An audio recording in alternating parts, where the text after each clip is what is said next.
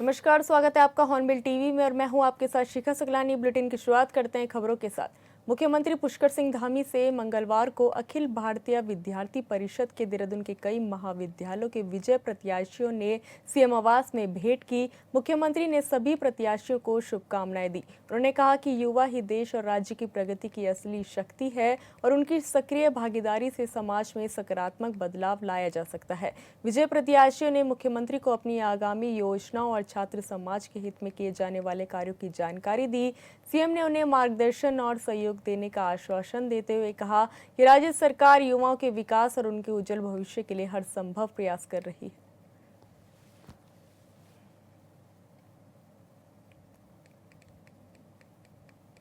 देश के कई राज्यों में आई लव मोहम्मद को लेकर बवाल मचा हुआ है। उत्तराखंड की राजधानी देहरादून में देर रात हंगामा हुआ, जिसके बाद पुलिस को बल प्रयोग करना पड़ा। सुबह होते ही पुलिसकर्मियों ने पटेल नगर में फ्लैग मार्च किया और राज्य के मुख्यमंत्री ने कड़ी चेतावनी दी है। सीएम ने इसे साजिश बताया है। इस रिपोर्ट में देखिए।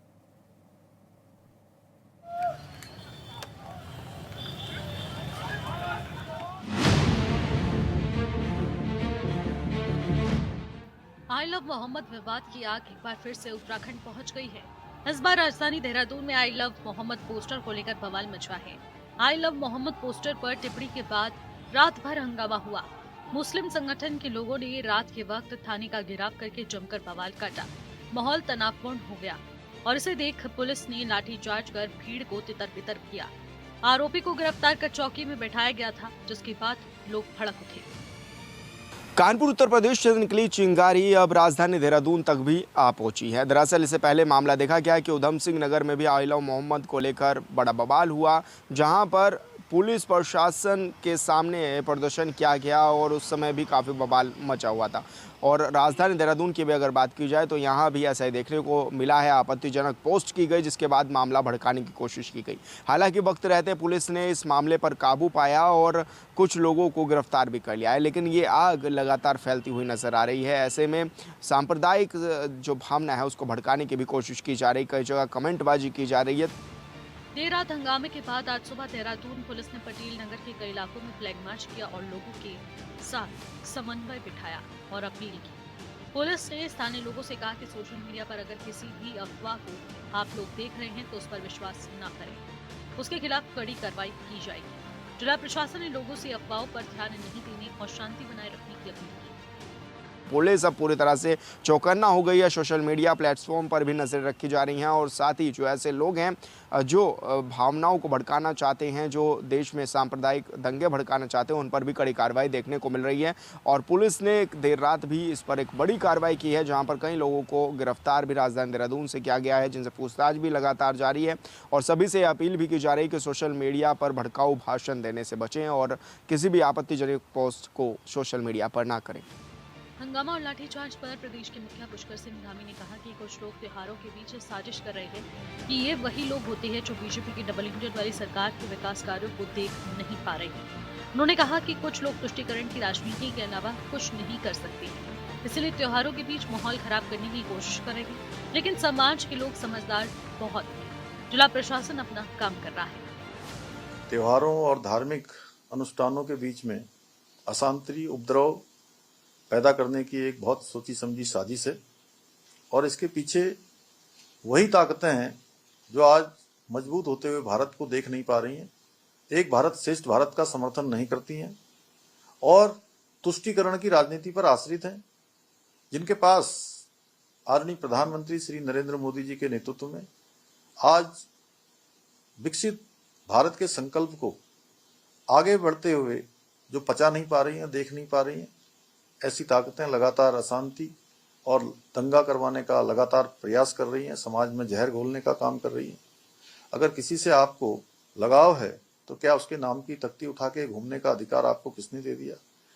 अगर आप उस किसी का सम्मान करते हैं, प्यार करते हैं, तो उसका सम्मान भी तभी है जब वो आपके आचरण में दिखे, न कि उन्माद के रूप में दिखे, दंगे के रूप में दिखे या धार्मिक कट्टरता के रूप में दिखे।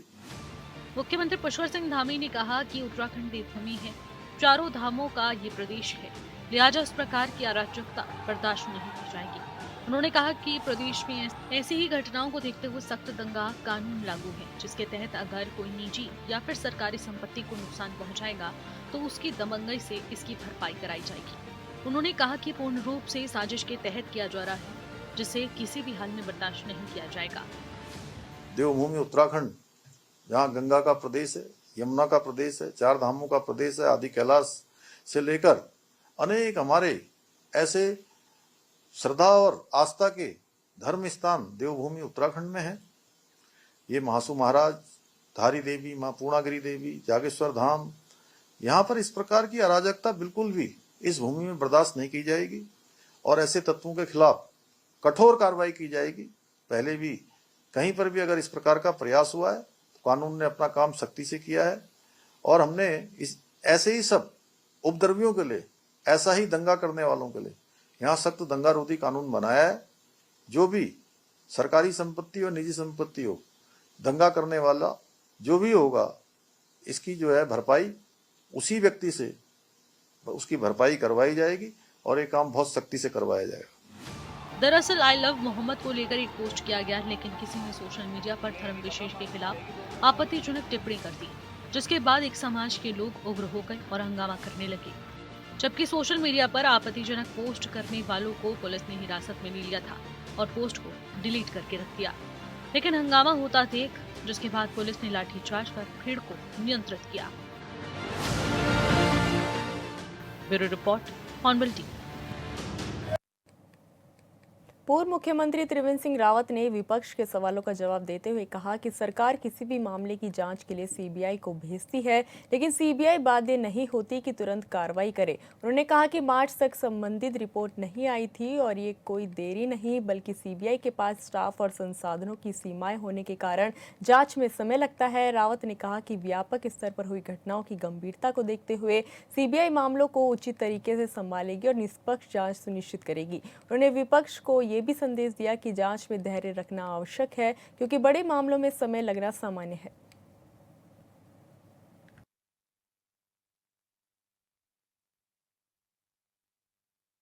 सीबीआई जांच की संस्तुति दी थी, इस पर विपक्ष ने सवाल खड़े किए थे कि सीबीआई जांच उनके की संस्तुति आपने दी थी, लेकिन उसकी रिपोर्ट आज तक नहीं आई। तो क्या लगता है कि इसमें समय रहते हैं? देखिए, मैं बताऊं आपको, सरकार सीबीआई को कोई जांच के लिए भेजती है तो सीबीआई उसके लिए बाध्य नहीं है। एक चीज समझ लेना चाहिए, सीबीआई उसके लिए बाध्य नहीं है। सामान्यतः सीबीआई मान लेती है लेकिन बाध्य नहीं है।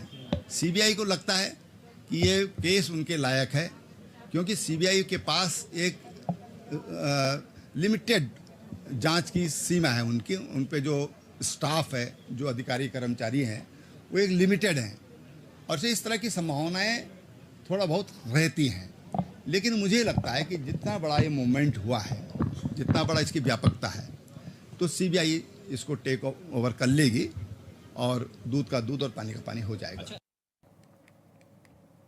कैबिनेट मंत्री गणेश जोशी ने कंडोली चिड़ोवाली पार्क में सेवा पखवाड़ा के अंतर्गत श्रीदेव सुमन नगर मंडल की ओर से आयोजित स्वच्छता अभियान कार्यक्रम में प्रतिभाग किया। इस अवसर पर कैबिनेट मंत्री गणेश जोशी ने अभियान के तहत झाड़ू लगाकर स्वच्छता का संदेश दिया। उन्होंने कहा कि बीते 11 सालों में प्रधानमंत्री नरेंद्र मोदी ने कई ऐतिहासिक कार्य किए हैं। स्वच्छ भारत अभियान, उज्ज्वला योजना, आयुष्मान भारत जैसी योजनाओं ने सीधे तौर पर जनता के जीवन को प्रभावित किया है। मंत्री जोशी ने कहा कि सेवा पखवाड़ा प्रधानमंत्री की जन कल्याणकारी नीतियों को जनता तक पहुंचाने और सेवा की भावना को जन जन में जागरूक करने का एक सशक्त माध्यम है। 15 अगस्त 2019 में पीएम मोदी ने जल जीवन मिशन योजना की शुरुआत की थी। मकसद ये था कि भारत के सभी दूर सुदूर गांवों के हर घर तक शुद्ध पेयजल पहुंचाया जाए। देश के कई राज्यों में आज भी योजना पर काम जारी है, लेकिन जहां काम पूरा हो गया वहां विभागीय अधिकारियों की लापरवाही की वजह से योजना को पलीता लग रहा है।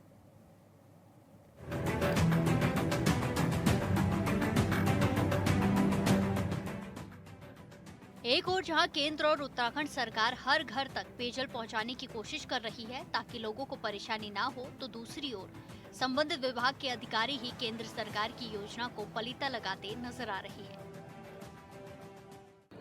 विभाग द्वारा जब टंकी का निर्माण कराया गया था, लगभग 1 साल से हम पेयजल आपूर्ति वहाँ चला रहे हैं हमने टैंक वहाँ पे जितने हमारे नल थे उनमें हमने टोंटियाँ लगवाई गई थी। अगर किसी कनेक्शन में किसी कारण से कोई टोंटी चोरी हो गई है या क्षतिग्रस्त हो गई है या त्रुटिवश छूट गई होगी, तो हम निश्चित रूप से इन्हीं 2-4 दिन में उनको दिखवा लेंगे और दिखवा के उनका निराकरण करा देंगे। तस्वीरें हरिद्वार के नारसन विकास खंड के निजामपुर गांव की है, जहां टंकी का पानी धड़ल्ले से बर्बाद किया जा रहा है। जल संस्थान की तरफ से ग्रामीणों के घरों पर पहुंची पाइपलाइन में कुछ स्थानों पर आज तक टोटी तक नहीं लगाई गई है। स्थानीय लोगों का आरोप है कि शिकायत के बाद भी कोई सुनने को तैयार नहीं है। संबंधित जो हमारे सहायक अभियंता हैं, अपर सहायक अभियंता हैं, उनका निरंतर रूप से अपनी साइटों का निरीक्षण किया जा रहा है और ये मामला पहले से भी संज्ञान में है कि वहाँ पे कुछ टोंटियों की आवश्यकता है। तो उसके लिए हमने अपने संबंधित जो फर्म है, अभी हमारी मेंटेनेंस में चल रही है योजना, उस फर्म को हमने निर्देशित कर दिया है और मैं आपके चैनल के माध्यम से अपनी ग्राम पंचायत को आश्वस्त करता हूँ कि इन्हीं 2-4 दिन में हम उनको ठीक करा लेंगे। टंकी से जब पानी छोड़ा जाता है तो पानी की पाइप पर टोटी न होने के कारण पानी बर्बाद हो रहा है। वहीं ये पानी सड़कों पर बह रहा है। सड़कों पर पानी बहकर गंदा हो जाता है। उसी गंदे पानी से होकर स्कूल के छात्र छात्राएं प्रत्येक दिन स्कूल जाते हैं। 6 महीने से तो खैर ये समस्या मैं समझता हूँ नहीं है, लेकिन मेरे स्तर से भी वहाँ निरीक्षण किया गया है। अगर इस तरह की कोई समस्या होती तो निश्चित रूप से हमारे पास हमारे ग्राम संबंध जो सम्मानित ग्राम सदस्य हैं, हमारे ग्राम प्रधान हैं, उनके द्वारा हमसे निरंतर रूप से कोऑर्डिनेट किया जाता है। ऐसी समस्या ना उनके द्वारा बताई गई और जो हमने निरीक्षण कराया गया, जो हमारे ऑपरेटर भी वहाँ काम कर रहे हैं, जो सुबह शाम वहाँ पेयजल आपूर्ति कराते हैं, उनके द्वारा भी ऐसी कोई शिकायत विभाग को नहीं दी गई है। अगर ऐसी कोई समस्या है कि ग्राम पंचायत में पेयजल आपूर्ति सुचारू रूप से नहीं हो रही है, पानी सड़कों पर बह रहा है, तो हम उसको दिखवा लेंगे, उसको ठीक। आरोप है कि कई बार ग्रामीणों और ग्राम प्रधान ने संबंधित विभाग के अधिकारियों को सूचित किया, लेकिन संबंधित विभाग के अधिकारी अपनी मौज मस्ती में व्यस्त हैं। अब इलाके के लोग पूछ रहे हैं कि आखिरकार इस बर्बाद होते पानी की एक एक बूंद का जिम्मेदार कौन है। देखिए, मेरी ग्राम पंचायत निजामपुर में राहुल भाई, इन टंकी वालों ने जहाँ सड़क तोड़ी थी वहाँ कुछ जगहों पर मरम्मत भी नहीं करी। गड्ढे हैं जुगे तू बरसात में पानी भी भर रहा उनमें, और वैसे भी गड्ढों में दिक्कत आ रही चलने में। और गांव में कुछ जगह 8-10 जगह ऐसा है जिनमें टंकियों में पानी नहीं आ रहा है, वो कनेक्शन उन्होंने सही से नहीं करे। और जहाँ पर इन्होंने कनेक्शन करे हैं उन कनेक्शनों में कुछ जगह पर कैप जो ऊपर की टोंटी होती है वो भी नहीं लगा रखी। वो भी का नाम क्या है कि सड़कों पर नालियों में पानी बह रहा है और पानी ज़्यादा भरता है, वो सड़क पर भी पानी उठ जाता है, क्योंकि टंकी में टोंटी ना होने के कारण पानी बंद नहीं हो पाता, वो डायरेक्ट चलता है। नारसन के लोगों का कहना है कि पहले पेयजल योजना के लिए सड़कों और गली मोहल्लों में खुदाई कर दी गई, जिसे भरा भी नहीं गया है, जिसकी वजह से लोगों को परेशानी होती है। लाखों रुपए खर्च करने के बाद भी ना तो पाइपलाइन सही से बिछाई गई और ना ही टोटी लगाई गई है। 5-4 गांव में ऐसे भी हैं 10 कनेक्शन, जो कनेक्शन इन्होंने करनी है अचानक अंतकाल में छोड़कर टंकी वाले कार्यों को भाग गए। जो कार्य इन्होंने कुछ कार्य ऐसा जो पूरा नहीं करा, जिसकी वजह से गांव में दिक्कत आ रही है, पानी भरता है और गंदगी के भी माहौल बन रहे हैं, जिससे मच्छर कुछ ऐसी जो जिससे कुछ बीमारी होने का खतरा बन रहा है गाँव में। हाँ, मैंने उन्हें सूचना दी, ठेकेदार को भी सूचना दी, विभाग को भी सूचना दी है। बस विभाग से जो है मैडम जई साहब हैं और आपके जो एक्शन साहब हैं कह देते हैं कि ठीक है जी हम अभी कराते हैं ही ना, हम उन्हें सूचना देते हैं। मैं ठेकेदार से भी बात करी, ठेकेदार के जो आदमी उनसे भी फ़ोन करके बात करता हूँ। बस 1-2 दिन में ऐसे ही लारा लगा रखा है। 2-3 साल हो गया ऐसे ही कर तो और बहुत ही बुरा हाल है टंकियों की वजह से। योजना के तहत कई इलाकों में आज भी काम जारी है, लेकिन जहां काम पूरा हो गया है वहां विभाग के अधिकारियों की लापरवाही है। निजामपुर गांव में कई जगहों पर पानी यूं ही बह रहा है, सड़कों पर पानी भर गया है और पेयजल विभाग को इसकी जानकारी तक नहीं है। मीडिया के सवालों पर एई कह रहे हैं कि कुछ करते हैं। उत्तराखंड में जल जीवन मिशन के तहत तेजी से काम किया जा रहा है। पहाड़ों में हुई अतिवृष्टि के बाद भूस्खलन की वजह से पाइपलाइन आज तक क्षतिग्रस्त है। ये तो समझ में आता है, लेकिन मैदानी इलाकों में इस तरह की लापरवाही पर कार्रवाई क्यों नहीं हो रही है, ये बड़ा सवाल है। Bureau report hornbill TV.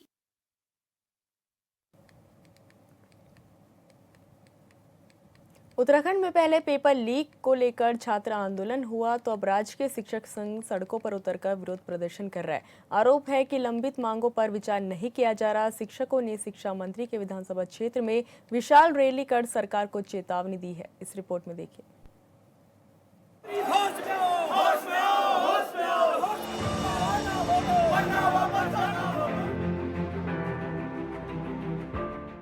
Pauri के श्रीनगर में राजकीय शिक्षक संघ ने अपनी विभिन्न मांगों को लेकर शिक्षा मंत्री के क्षेत्र में विशाल रैली का आयोजन किया।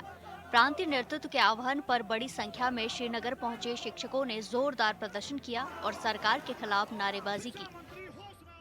इनके पसीने तो बहुत पहले निकल गए थे। हमने जिस दिन देहरादून के अंदर बहुत महारैली निकाली थी, 12,000 शिक्षक विषम परिस्थितियों में भी देहरादून पहुंच गए थे, लेकिन इन्होंने हमेशा शिक्षकों को हल्के में लिया और चैलेंज भी किया, चैलेंज भी कह सकते हैं, उन्होंने चैलेंज भी किया कि ये 2-3 हज़ार शिक्षक हैं तो पसीना निश्चित रूप से, अगर अभी भी मैं तो निश्चित रूप से मन से विकार आपके माध्यम से कहना चाह रहा हूँ कि अभी भी समय है, शिक्षकों को हल्के में मत लो। इनका जो पसीना है, जो खून से ये पत्र लिख रहे हैं, कहीं ना ऐसा न हो कि बहुत बड़ा विस्फोट उत्तराखंड की राजनीति में हो। तो मैं तो अभी भी आपके चैनल के माध्यम से कह रहा, अभी भी सुधर जाइए। अब मैं मंत्री जी की क्यों इतने असहज हैं, क्यों निर्णय नहीं ले पाते हैं, मैं समझता हूँ मुझे तो 20 साल संगठन में हो गए हैं और इतनी वार्ताएं माननीय मंत्री जी की अध्यक्षता में कभी नहीं हुई जितनी इन 2 वर्षों में हो गई। लेकिन वो वार्ताएं सारी निरर्थक रही।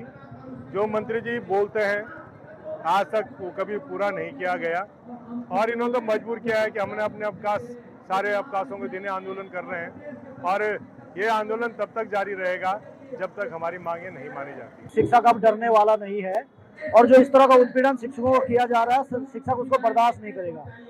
आपने देखा होगा कि हमारा 34 सूत्रीय मांग पत्र था और 3 बिंदुओं पे माननीय मुख्यमंत्री जी के साथ सहमति बनी थी। पहला था कि सीधी भर्ती निरस्त करना, दूसरा 100% पदोन्नतियां करना और तीसरा स्थानांतरण करना। लेकिन सरकार ने इसमें से किसी भी मांग पे कोई भी सहमति नहीं दी और ये तमाम शिक्षकों का आक्रोश है कि शिक्षा मंत्री तुरंत पदोन्नतियां बहाल करे और सीधी भर्ती को निरस्त करे। शिक्षकों का कहना है कि लगातार मुख्यमंत्री, शिक्षा मंत्री, सचिव एवं विभाग के अधिकारियों से वार्ता और बैठकों के बाद भी शिक्षकों की मांग पर विचार नहीं किया जा रहा है, जिसके कारण मजबूर होकर शिक्षकों को सड़कों पर उतरकर अपना आक्रोश व्यक्त करना पड़ रहा है। शिक्षकों ने प्रधानाचार्य विभागीय सीधी भर्ती निरस्त करने, 100% पदोन्नति और स्थानांतरण प्रक्रिया लागू करने जैसी प्रमुख मांगों के लिए रैली के माध्यम से अपनी आवाज बुलंद की। गढ़वाल मंडल का शिक्षक और साथ ही साथ प्रदेश कुमाऊं से भी यहाँ पर शिक्षक आए हैं और एक मैसेज माननीय शिक्षा मंत्री जी को इस विधानसभा, जो उनकी विधानसभा है, उसे देने का प्रयास किया जा रहा है कि आपके द्वारा जो हकधर्मिता निभाई जा रही है और जो शिक्षकों की मांग है उसको पूरा करने के लिए बार बार उसको टाल मटोल किया जा रहा है। श्रीनगर में एक शिक्षकों का सैलाब उमड़ पड़ा और एक संदेश माननीय मंत्री जी को भी और उत्तराखंड सरकार को भी गया है कि यदि इसी तरह से शिक्षकों की जो मांगे हैं और जो प्रमुख मांगे हैं उन पर विचार नहीं किया जाता है तो भविष्य में इससे भी अधिक उग्र आंदोलन करने के लिए शिक्षक मजबूर होंगे। शिक्षक का कार्य छात्रों के हित होता है और छात्र हित में लगातार शिक्षक पठन पाठन और अन्य कार्य जो कर रहे हैं वो लगातार कर रहे हैं। केवल वही कार्य जो अन्यत्र थोपे गए हैं शिक्षकों पर, उनका बहिष्कार किया जा रहा है और ये भी ध्यान रखा जा रहा है कि जो छात्रों का अहित न हो, इसलिए अवकाश के दिन पर ये रैली निकाली गई है और ये निश्चित है, ये इतना रोष शिक्षकों के अंदर है कि वो स्वतः ही आज सड़कों पर उतर आए हैं। प्रदर्शनकारी शिक्षकों का कहना है कि शिक्षक केवल बच्चों की पढ़ाई ही नहीं कराते हैं, बल्कि कई तरह के सरकारी कार्यों को जमकर शिक्षकों पर थोप दिया जाता है। शिक्षकों ने शिक्षा मंत्री की विधानसभा से रैली निकालकर संदेश देने का काम किया है और उग्र आंदोलन की चेतावनी भी दी है। जैसे कि हम लगातार 18 अगस्त से आंदोलनरत हैं और हमारी 3 सूत्रीय मांगे हैं। एक, विभाग ने क्या किया कि प्रधानाचार्य के 50% पदों को सीधी भर्ती के माध्यम से भरने जा रही है। उसके बाद इस वर्ष हमारे जो अभी तक स्थानांतरण सत्र है बिल्कुल शून्य हो चुका है और स्थानांतरण नहीं हुए। और तीसरी मांगे, लंबे समय से हम लोगों की शिक्षकों की पदोन्नति नहीं हुई। इन्हीं 3 मांगों को लेकर हम 18 अगस्त से आंदोलनरत हैं। विभिन्न दौर की वार्ता हो गई, शासन से, विभाग से, प्रशासन से, सरकार से, लेकिन सरकार आश्वासन पर आश्वासन हमको दे रही है और बिल्कुल भी शिक्षक की जो बातें हैं उन बातों के प्रति अपनी कोई जवाबदेही नहीं समझ रही है। इस मौके पर राज्य की शिक्षा संघ के प्रांतीय अध्यक्ष राम सिंह चौहान, प्रांतीय महामंत्री रमेश पैन्यूली, प्रांतीय कार्यकारिणी, गढ़वाल व मंडल स्तर तथा सभी जनपदों के पदाधिकारी मौजूद रहे। वहीं पौड़ी जनपद से जिला मंत्री वीरेंद्र बिष्ट, जिला अध्यक्ष मनोज कुमार काला, संरक्षक जयदीप रावत तथा भवान सिंह नेगी आदि भी उपस्थित रहे। Bureau report, hornbill TV. फिलहाल इस बुलेटिन में इतना ही। आप देखते रहिए हॉर्नबिल टीवी। नमस्कार।